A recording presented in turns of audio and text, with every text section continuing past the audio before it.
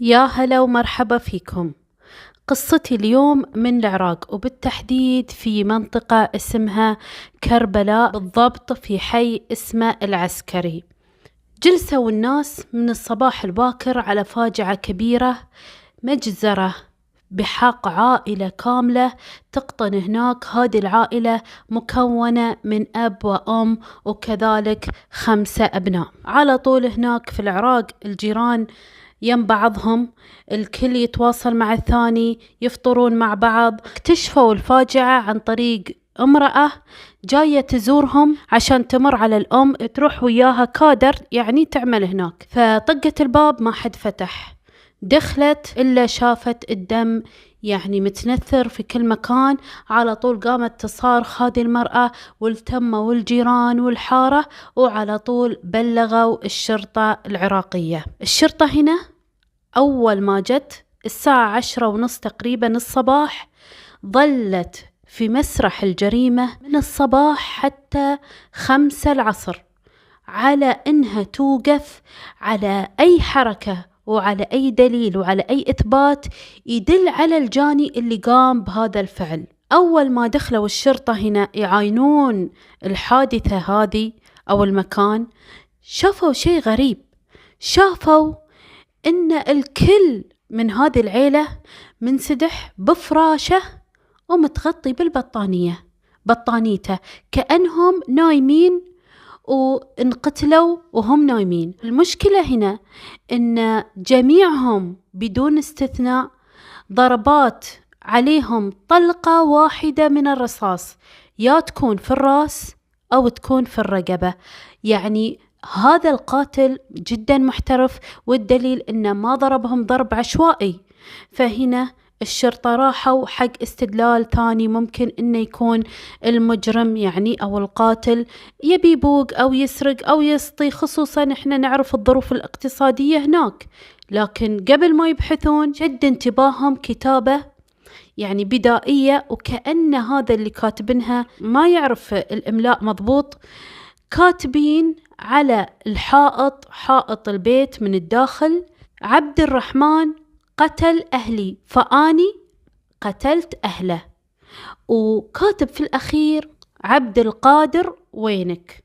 فاستغربوا هنا الشرطة، مين هذا عبد القادر؟ فسألوا الجيران والشهود، فقالوا لهم إن عبد القادر هذا يصير ولدهم ومن العائلة نفسها. قاموا هنا الشرطة يبحثون عن عبد القادر إذا هو موجود ولا لا، ما شافوه. ففعلا شافوا عبد الرحمن وعبد الباري وعبد الهادي وعبد الباقي كلهم متوفين. يعني معناها إن في واحد من هذه العيلة الحمد لله إنه ما صاب شيء. ليش ما صاب شيء؟ لأنه كان في ذاك اليوم ومن حسن حظه يعمل أو يشتغل برا في منطقة يعني قريبة من بيتهم، حارس أمن حق شركة. الشرطة هنا لأن الحادثة كبيرة والمصاب جلل، فلازم إنهم يتحركون بسرعة. فانقسمت الشرطة إلى قسمين: قسم يكون يبحث عن جميع البيانات والأدلة، والقسم الثاني يحقق مع أهالي المقتولين وكذلك معارفهم والجيران، لعل وعسى يحصلون على اللي قام بهذه الفعلة أو الحادثة، خصوصا أنهم خايفين أن يكون اللي قايم بهذا العمل ما هو إلا يعني عمل إرهابي. وفعلا طلعوا بعد تقريبا 6 ساعات من العمل والأدلة الجنائية كانت موجودة في هذا المكان على أن القاتل جاي فيه بينه وبينهم حقد دفين. يعني هذا القاتل جاي يصب غضبه، يعني في بينه وبينهم موقف، عشان كذا قتلهم. والدليل أن دخوله للباب ما كان عن طريق يعني كسر بيبان ولا كسر نافذة ولا اقتحام هذا البيت بالعنف، يعني دخل من الباب بشكل طبيعي. هذا أولا. ثانيا، لما دخل في هذا المكان وهو عارف كل واحد وين مكانه نايم. العيلة هذه كانوا ما ينامون الأب والأم في غرفة لوحدهم، لا، يعني زي زمن أول كانت الأم تنام مع 3 من عيالها اللي هم بنتها الصغيرة اللي بصف سادس اسمها فاطمة، وعبد الرحمن وعبد القادر. الغرفة الثانية أو الصالة يناموا فيها 3 الأولاد الباقين اللي هم عبد الباري وعبد الهادي وعبد الباقي مع أبوهم. كانوا كل يوم ينقسمون، اللي ينام في الصالة واللي ينام في الغرفة الثانية. لما سألوا الجيران والعائلة والمحيطين لهذه يعني العيلة هذه اللي انقتلت، قالوا لهم أغلب الناس إن سمعة هذه العيلة عال العال، وإن ما في أحد يعني يراهن على أخلاقهم، على طيبتهم، على فزعهم إنهم يقدمون الخير للبعيد قبل القريب. فاستغربوا هنا الشرطة، ما قدروا يحصلون على أي نتيجة إن في أحد غريب قام بهذه الفعلة. بعد السؤال قالوا الجيران إن دائما كانوا يسمعون الأب العيال بعد الكبار دائما يتكلمون عن ولدهم إنه متعبنهم، ما طلع مثلهم، غير محافظ على الصلوات، غير محافظ على الدين الإسلامي تطبيقه بشكل يعني جيد، وحاله حال إخوانه وحاله حال أمه وأبوه اللي هو عبد القادر. فهنا الشرطة قالت قبل ما نكشف عبد القادر نروح أول شيء نشوف مين هذا اللي كتب هذه الرسالة. فلما قعدوا يبحثون هل في جريمة حصلت في كربلاء أو يعني في المنطقة هذه قريب، يعني في عام 2018 عام 2017 تم فيها يعني عمل مجزرة، ما في. فاستغربوا هنا الشرطة، مين هذا اللي كاتب إن رحمن قتل أهلي عشان أنا قتلت أهله؟ طيب ليش يكتب عبد القادر وينك؟ يعني إيش عرفه إن عبد القادر ما كان موجود؟ أكيد هذا الشخص يعرفهم، والدليل إنه كاتب اسم عبد القادر. ومن هنا راحوا الشرطة ينتظرون الأدلة الجنائية تطلع. طبعا تقرير الطب الشرعي كله أثبت إن طلقة واحدة يا في الرأس يا في الرقبة أدت إلى الوفاة على طول في الحال. وبعد ما طلعت نتيجة الأدلة الجنائية إن اللي قام بهذا الفعل عن طريق بندقية بالذات اسمها كلاشينكوف، وهذه البندقية معيار كذا ومقياسها كذا، لأن الطلقات اللي كانت موجودة هي تعود حق هذه البندقية. فهنا راحوا الشرطة إلى عبد القادر يشوفونه ويخبرونه هل يعرف أحد، هل يعرف ناس يعني ضروا بأهله، لهم عداوات مع أحد. جاء عبد القادر وقال لهم أنا ما أدري عن حاجة، أنا كنت مداوم وماسك زمام الأمور. كان يداوم هو عبد القادر من 5 الفجر إلى 5 العصر في هذا المكان اللي هو حارس أمن في هذه الشركة، يعني يبيت يوم كامل وبعدها يرجع البيت يوم وثاني يوم يرجع هكذا. فلما قالوا له عن يعني خبر أهله ومقتلهم ما كان فيه علامات ندم. فسألوه قالوا له يعني أنت عارف أنهم مقتولين؟ قال لا أنا عرفت منكم. طيب ما صحت، ما بكيت، ما تأثرت، ما ندمت، ما حزنت؟ يعني ذولا أهل عائلة كاملة. فسكتوا وما رد عليهم.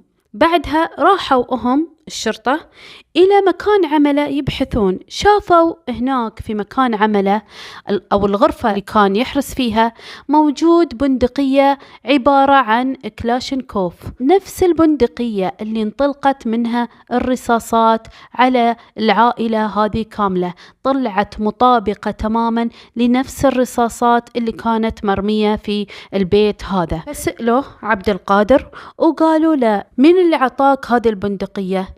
قال لهم أنا أشتغل هنا وصاحب العمل وهو اللي عاطني إياها عشان أحمي الشركة. وفعلا تأكدوا من هذا الشيء، لكن الأدلة كانت دامغة وأكيدية ومصيرية ضد عبد القادر، لأن طلعت مطابقة الرصاصات حق البندقية حقته. وغير كذا لما سألوه قالوا له مين اللي كتب هذا الكلام على الحائط؟ طبعا الكلام اللي مكتوب رحمن قتل أهلي عشان كذا أنا قتلت أهله مكتوب مو بالقلم، مكتوب بالرشاش هذا اللي يشترونه ويصبغون فيه أو يلونون عليه الحائط أو الجدار، الطش اللي يجي يسمونه سبرة. فقال لهم لا تشكون فيني لأني أنا ما أعرف لا أقرأ ولا أكتب. وفعلا تأكدوا من هذا، أن هذا الرجل ما يقرأ ولا يكتب، لكن الأدلة كلها تحوم على شخص واحد اللي هو عبد القادر. جابوه وضغطوا عليه لازم يعترف أو أنه راح يظل في السجن مؤبد طوال حياته، لأن الأدلة مثل ما قلنا كبيرة. فهنا بعد ضغط انهار واعترف وقال القصة بالتفصيل. كان في رجل اسمه عباس، مواليد عام 1964، تزوج من امرأة من خيرة النساء، طيبة وأخلاقها وسمعتها جدا كويسة. ما كان يبي عباس إلا أنه يتزوج ويكونوا عياله مؤمنين صالحين يعرفون ربهم، هذا اتجاهه الوحيد. وفعلا رزق الله ب6 عيال. خلونا نذكرهم واحد واحد. أول واحد عبد الرحمن، مواليد عام 1990. درس عبد الرحمن إلى الصف الرابع الابتدائي وبعدين طلع. ليش طلع؟ عشان يساعد أبوه اللي هو عباس في معملة أو محلة في النجارة، يعني شغلته نجار اللي هو الأب، وكانت يعني حالتهم المادية على قدهم، عشان كذا قاعد الأب يكد ليل ونهار. بعد عبد الرحمن الله رزقهم بولد ثاني اسمه عبد الهادي، مواليد 1992. عبد الهادي خلته أمه برغبة منها إنه ما يطلع من الدراسة ويكملها، لا يصير مثل أخوه الكبير، لأن أخوه الكبير يعني مضطر إنه يطلع عشان يساعد أبوه. أنت الآن مالك عذر إنك تطلع من اللي هو المدرسة. وفعلا كمل عبد الهادي الدراسة لما الحمد لله خلص الجامعة، وبعدها اشتغل بأحد الفنادق هناك، وكان أيضا كل مصروفه يصرف على العيلة. ومن بعده عبد الباري، وهذا الولد أيضا كان طالب في الصف الثالث متوسط، وأيضا كان يساعد أبوه يروح وياه النجارة طول الوقت، يعني عشان يصرفون على البيت وعشان يعني يكون عندهم رزق، ما يحتاجون حق أحد يصرف عليهم. وبعد عبد الباري جاهم ولد اسمه عبد القادر. هذا عبد القادر كان مواليد 97، وكان للأسف إنه طلع من الصف الخامس الابتدائي. عجزت منه أمه إنه يكمل الدراسة، قالت له لا تصير مثل أخوك، طلعه من الدراسة، والسبب يعني حاجتنا له، لكن دون فايدة. كان دائما عبد القادر يعصي أوامرهم ولا يطيعهم، وكان ما يسوي إلا اللي براسه. عجزت منه أمه إنه يعني يكمل دراسته دون فايدة، طلع وهو من الصف الخامس الابتدائي، وأصلا في هذه الفترة كان ما يدرس. بعد عبد القادر جابت أمه ولد سمته عبد الباقي. هذا عبد الباقي كان جدا ممتاز، وكان يعني يطاوع أمه وأبوه، وأيضا حط في عاتقه الهدف الدراسة، لأن شافوا أهم الولد الثاني اللي بعد عبد الرحمن اللي هو عبد الهادي لما كمل دراسته اشتغل، ما تعب يعني يمين وشمال يدور على عمل، عشان كذا نصحت أمه لا يصير مثل عبد القادر. وفعلا كان يدرس عبد الباقي، وأيضا آخر وحدة أختهم الصغيرة فاطمة كانت تدرس في الصف السادس الابتدائي. هذه العيلة كانت من تجي الساعة 9-10 بالليل يسكرون بابهم، الأم تحط لهم العشاء ويتعشون وينامون. العيلة جدا هادئة، ما عندهم مشاكل مع أحد، ما عندهم أبدا أي سوء تفاهم ولا عداوات، ولا يعني أحد يلحقهم بفلوس ولا شيء. الأب هنا هذا عباس كان إذا خلص من محل النجارة يقوم ياخذ دراجات يعني كعمل ثاني له، ويصبغهم بهذا الطش اللي اسمه سبرة، يطشهم باللون الأسود أو يعني أي لون. فلذلك كانوا عياله أيضا يساعدونه في هذا الشكل. إلا عبد القادر ما كان لا يطاوع أبوه ولا يبي يعمل معاه، وكان دائما صاحب مشاكل، كان يرافق أصحاب السوء، وكان ما له أهمية في هذه الحياة ولا عنده هدف، ولا يرضى يطيع لا أمه ولا أبوه. الناس كلها يعني قص وجههم من كثرة السهرات اللي برا، يخلون بابهم مفتوح بس عشان سهرته. هو يعني صغير ما كان كبير، فكان على طول يسهر برا ويجي متأخر. الأم ما قدرت تتحمل، كانت كلها تصيح وخايفة عليه، وأيضا إخوانه حاولوا ينصحونه دون فايدة. عبد القادر كان جدا قوي، وكان اللي في راسه يسويه حتى لو كان سيء. فأبوه شوي شوي بدأ يهدده ويخوفه، فقال له: يا عبد القادر، إذا ما التزمت وصرت حالك حال إخوانك، رجال بمعنى الكلمة، تقعد الصباح تروح وياي المسجد، تصلي صلاة الفجر، تجي البيت تشوف أمك شنو محتاجة وتهتم بإخوانك، ولا مالك مكان في هذا البيت. قال له: أنا ما راح أعمل وما راح أصير مثل إخواني عبد لك.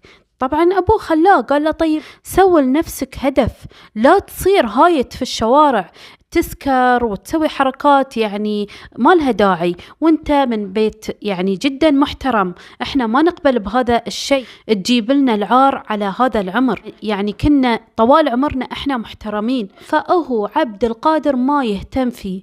عبد الرحمن كان يشتد غضبه من عبد القادر، ويجي لأبوه ويشحنه ويقول له: شوف يبا، اليوم راح عبد القادر هالمكان وسوى كذا وفعل كذا. كان أبوه يعني يوصل 1000، وصل لحد عباس إنه يضرب عبد القادر، مع إنه ما في حياته ضرب أي أحد من عياله، لكن عبد القادر هذا هالمجنون وصل أبوه للضرب، لأنه مو قادر أبوه يعني يأدبه ويعلمه أصول التربية، ما تعلم من البداية ولا جاي يتعلم من الكبر. وفي هذه الأثناء جاله أبوه غضبان من كلام الناس، إنه يشوفونه هايت في الشارع يشرب الكحول وغيرها. فقال له حق ولده: شوف يا ولدي، أنا عندي أنت أغلى الناس لأنك تبقى ولدي، لكن أنت طينت وجهي، خليتني ما أرفع راسي قدام العيلة والعشائر والقبائل كلها.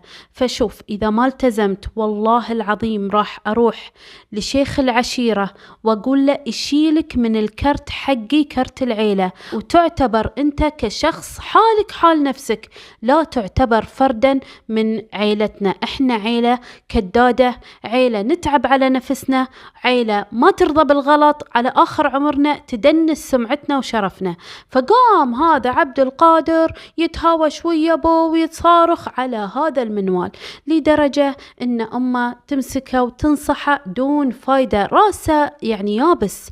وكان قاسي اللي هو عبد القادر، ما كان يسمع لإخوانه وما كان أبدا يسمع لأي نصائح. جاباله شيوخ يكلمونه يهدونه يعلمونه الصح من الخطأ، حتى لو على كبر دون فايدة.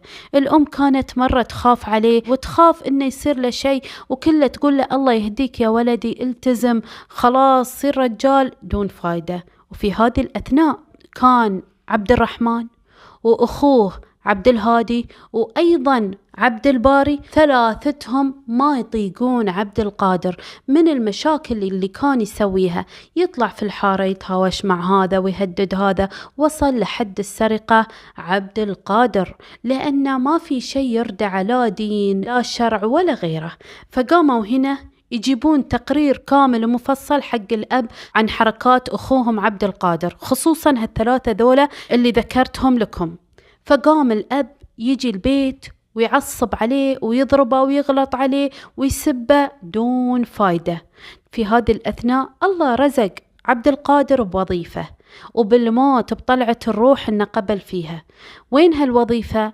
وظيفة حارس حق شركة، لكن هناك الحراسة مختلفة عنا هنا في الخليج، تكون الحراسة مبيت في الشركات يوم كامل. فمثل ما قلت لكم إنه كان يروح الشركة هذه يحرسها في غرفته من 5 العصر إلى 5 الفجر يوم ثاني، وعلى هذا المنوال يروح البيت يوم ويرجع هناك يوم. فكان عبد القادر كل مرة يشتد غضبه من أبوه ومن أمه ومن إخوانه، وفي يوم من الأيام بغى ينجن منهم. بعض الأحيان الأهالي ما عندهم أسلوب في التعامل مع العيال. ترى ليش حطوا استشاريين في التربية؟ ليش حطوا ناس يعلموكم شلون تتعاملوا مع العيال؟ ترى الأبناء في مرحلة الطفولة تفاهم غير عن مرحلة المراهقة، مرحلة المراهقة تختلف بكثير عن مرحلة النضج، مرحلة العشرينات. فكان الأب واصل حد ذاك اليوم على عبد القادر، والسبب إنه يعني صحيح يروح دوامه لكن عليه أغلاط كثيرة وبعدها ملتزم فيها، الكحول والسهر والعربدة إلى آخره. فقام الأب هنا يعني بعد ما اشتاط غضب من كلام عبد الرحمن وعبد الهادي وعبد الباري عنه، يعني كانوا دائما يجيبون تقارير مفصلة عن عبد القادر. فأول ما وصل عبد القادر كان يضربه ضرب مثل ما تقولون الجهل احنا نسميه. المهم بعدها عبد القادر طلع وهو يعني نفسيته جدا محطمة. في هذه الأثناء كان زهقان في محله في الدوام، وفتح الفيسبوك وقاعد يتواصل مع صديقه وقاعد يشتكي له عن سوء معاملة أهله. فقال له صديقه خلاص تركهم يولون، ما عليك منهم. فقال له لا، أبيك تكتب لي عبارة رحمن قتل أهلي عشان كذا أنا قتلت أهله. فقال له ليش تبيني أكتب كذا؟ قال له ما عليه، مو مشكلة، اكتبها وأنا أقول لك بعدين. قال له لا، قل لي الآن. كان يتواصل وياه عبر الماسنجر في الفيسبوك يعني بالصوت. فقال له طيب أكتبها لك، وفعلا كتب له هذا الجملة اللي قالها له اللي هو عبد القادر. لما كتبها له رسلها له عبر الماسنجر قال له ليش يا عبد القادر هذا الكلام، يعني بغيتني أكتبه؟ قال له عبد القادر عشان خلاص أنا قررت أني أقتلهم، البندقية عندي، سبحان الله كأني أنا مداوم في هذه الشركة عشان يعطوني هذه البندقية عشان أنا أخذ بحقي منهم. حطموني، تعبوني نفسيا، كأني لا أسوى شيء، خلوا سمعتي سيئة قدام الناس. أنا ما أتحمل هذه الحياة، يا أنا أموت يا هم يموتون، وأنا إن شاء الله بشوف حل وياهم. قال له صديقه لا الله يخليك يا عبد القادر، أنت رجال وأنت زين وكويس، لا تودي نفسك في ورطة، ترى إذا قتلت بيكون عليك إعدام وبتنقتل، تروح وراهم، لا تسوي مصيبة يا عبد القادر، خلاص اتركهم، إذا يعني خلاص أنت تعبان منهم تعال عندي واسكن وياي، اتركهم يا أخي. نسى هذه الشغلة أو هذه الفكرة من باله اللي هو عبد القادر من نصيحة صديقه، وقال أنا راح ألتزم وراح يعني أسوي مثل ما يبون، راح أرجع البيت مبكر وبقعد وبنام حالي حال إخواني البقية، يمكن لعل وعسى يتغيرون.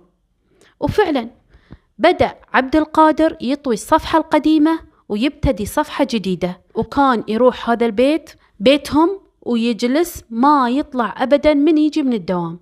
لكن ما رحمه، نفس الحالة، الأب يضربه ويهدده ويطقه على أقل شيء وعلى أتفه الأسباب، يعايرونه بالفشل وإنه ما خلص دراسته وإنه مو مثل أخوه اللي أكبر من الفلاني اللي خلص دراسته، أنت ما أنت كفو. وعلى هذا المنوال قال في خاطر عبد القادر هذولا العيلة ما يستحقون أني أنا أتغير عشانهم.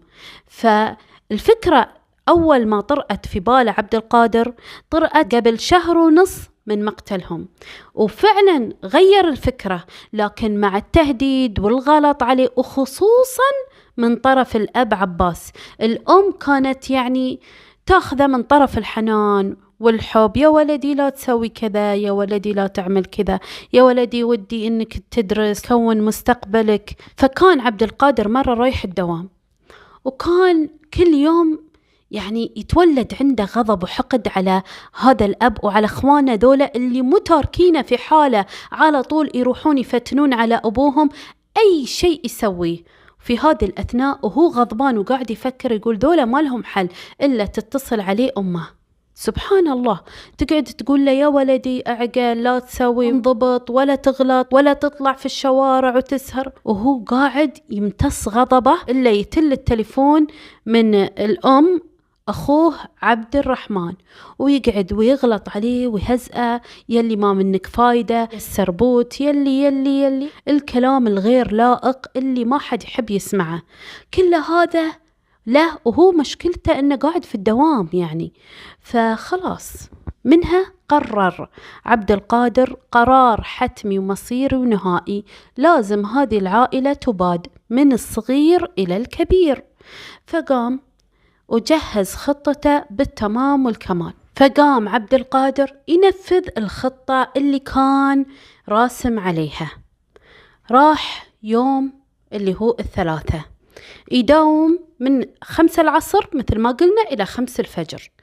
انتظر هناك في الدوام إلى الساعة 11 بالليل. بعدها قام وأخذ البندقية كلاشينكوف وغطاها بالبطانية عشان ما حد يشوفها وهو طالع فيها، اللي كانت موجودة في الدوام يعني وهو يتلحف فيها وينام. فأخذها وانطلق إلى البيت. أول ما وصل على طول أخفى أو غبى البندقية خلف الباب الخارجي للشارع، كان الباب مفتوح. ومن بعدها دخل إلى الداخل، شاف إخوانه وأمه كلهم جالسين يشوفون المسلسل، ومن ثم كل واحد يعني راح في حاله انشغل. يعني قام وهو لما شاف البيت هدأ أخذ البندقية ودخلها داخل في المخزن، ومن بعدها راح وقال حق أمه فرشي لي فرش بنام. قامت الأم هنا وفرشت له فرش. نام عبد القادر من جهة اليمين أمه، ومن جهة الشمال أخوه الكبير عبد الرحمن.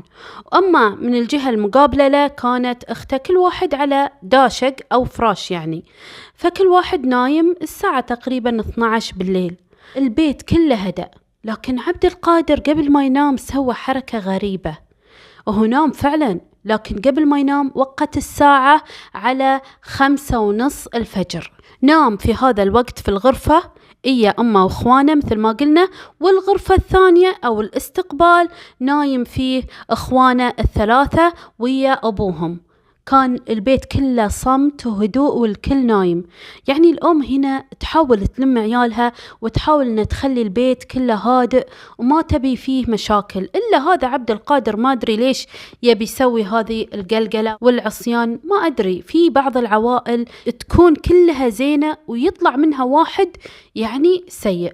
الساعة 5:30 دق جرس اللي هو الساعة حقت عبد القادر. جلس من النوم عبد القادر وراح غسل وجهه، ومن بعدها راح إلى البندقية حقته اللي أخفاها في المخزن.